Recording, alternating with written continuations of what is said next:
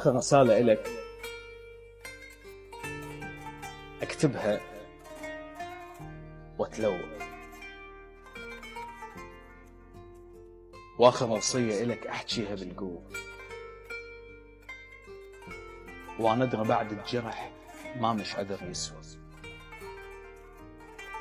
بالك تثق بدرب ما بيلك،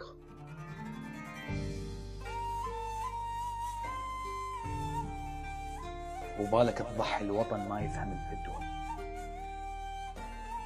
اخذ الحكي ولمدمعك ونام، وباكر اتذكرك بيا الايام. من تفتقدني ورايد تعود وتلقاني بالزينات موجود.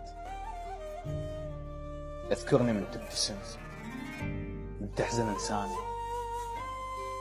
ما اظن نرجع سوا، بس لا تحب ثاني. الله. ولا تنطر روحك، ترى مو كل بشر هاني.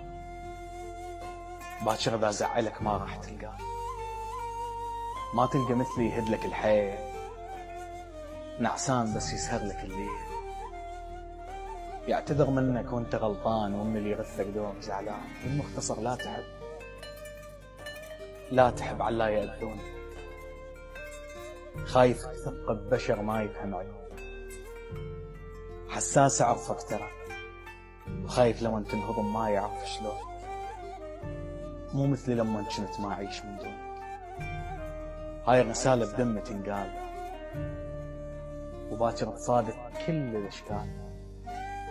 ما اريدك تحس بحناني وتتمنى لو ينسى مكاني. خلي على بالك باكر تعيش، وما حد يسألك بايعك ليش، وياهو اللي يقول لك ليش مالك، بس اللي بجنحك هذا يا غيش.